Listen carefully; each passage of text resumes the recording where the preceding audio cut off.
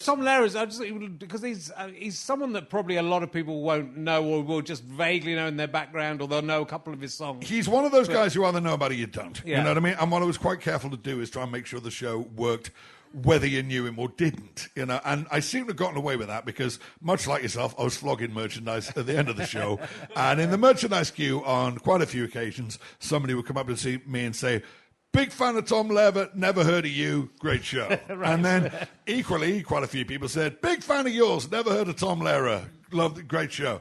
And at least one person said, "I'd never heard of either of you. Great show."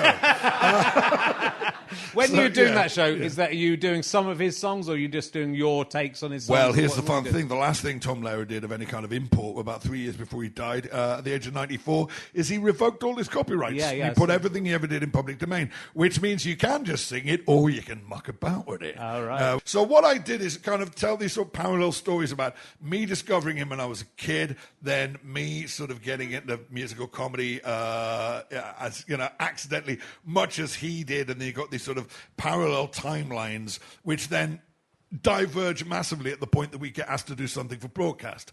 Because he, in 64, got hired to do the songs for the American version of TW3. That was the week that was. And that kind of put him off for life. Right. The experience of doing TW3 just completely put him off comedy songwriting for life. And he went back to teaching mathematics. He would write the occasional comedy song just for the sake of it, for a pal's birthday or something. But he never recorded anything again. He never toured anything. He never performed professionally again. He just went back teaching maths.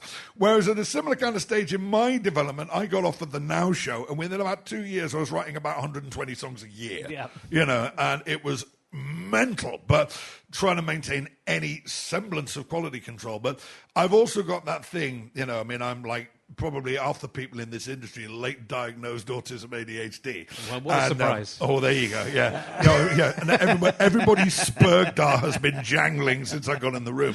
But what I've discovered over the years is that my creativity exists in direct proportion to how much pressure I'm under. So if I get given all the time in the world to do something, it will never happen. If you give me 15 minutes to write an opera, you'll get something. You know, it won't be brilliant, but you'll get it, you know.